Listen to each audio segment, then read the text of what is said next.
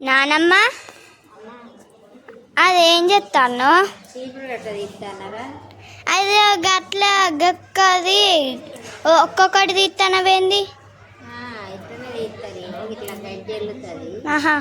చీపురు గట్ల మొదలల్లా గడ్డి ఉంటుంది మంచి ఒక్కొక్క కొయ్య శుభ్రంగా చేసి శుభ్రం చేసి పెట్టుకుంటే మన చేతిలో పట్టే అంతా కట్టలు కడతా గడ్డి అంతా తీసేస్తావు కింద చూడు ఎంత గడ్డి వెళ్ళిందో ఎప్పుడైనా కూడా చీపురు గట్ట తీసుకోవాలంటే ఇట్లా చేయాలి కొంచెం పెద్దగానే కడుతున్నావా నా చేతిలో పట్టే అంతా కట్టుకుంటా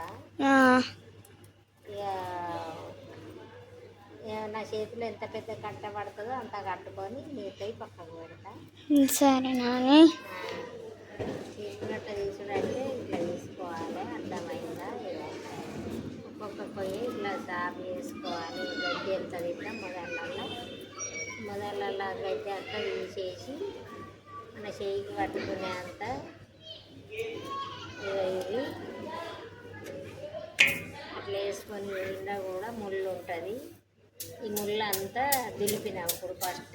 గోడకు ఇట్లా ముళ్ళు అంతా దులుపుకోవాలి ముళ్ళు అంతా దులుపుకొని ఫస్ట్ ఈ గడ్డి మొదలు దులపాలి రెడీ ఇట్లా తీసుకోవాలి ఎందుకు ఇస్తారు నాని మనం ఉడతాం కదా వేసేటప్పుడు ఏమవుతుందంటే ఇప్పుడు ఈ గడ్డిలోకి పొయ్యి జారి కింద పడతాయి ఇట్లా తీసుకోకపోతే ఇక అట్లా గడ్డి తీసేసిన కదా ఊరువాళ్ళు ఎప్పుడు పడిపోతుంది కాబట్టి పొయ్యి కింద పడుతూనే ఉంటుంది అందుకని దీన్ని మొత్తం తీసేసుకొని కట్టుకుంటే మనకు పూసేటప్పుడు ఇబ్బంది ఉండదు అర్థమైందా ఇబ్బంది ఉండకుండా కానీ ఇట్లా వేరుతాను గడ్డిలకి ఏది మంచి అన్నీ కట్టగలుగుతా వాడి అన్నీ వాడేస్తా ఇంకేం చేస్తావు ఎంతసేపు అయితే నాని తీసే వరకు అయిపోయి కొంచెం పావు గంట అయితే అయిపోతుంది బాగా మీరు ఎవరైనా చీకటి తీసుకోవాలనుకుంటే ఫస్ట్ ఈ మొదలలో ఉన్న గడ్డి ఇట్లా తీసుకోండి ఊడవంగా ఏమి ఇబ్బంది లేకుండా అవుతుంది ఇందులో ఉన్న ముళ్ళు దులుపుకోండి అందులో ఉన్న ముళ్ళు దులిపి మొదలలో ఉన్న గడ్డి తీస్తే మనకు ఊడిచేటప్పుడు చీపురు గొడవలు కింద పడకుండా ఉంటాయి బాగా అండి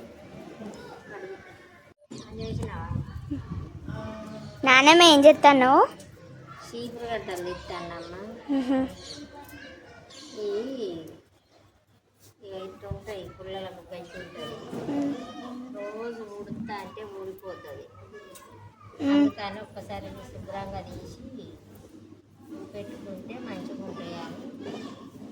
అవి పెద్ద కొత్త చీపురు కట్టనా కొత్త చీపురు కట్టలు గడ్డి కింద చూడు ఎంత వెళ్ళిందో ఘోరం గడ్డి తీసి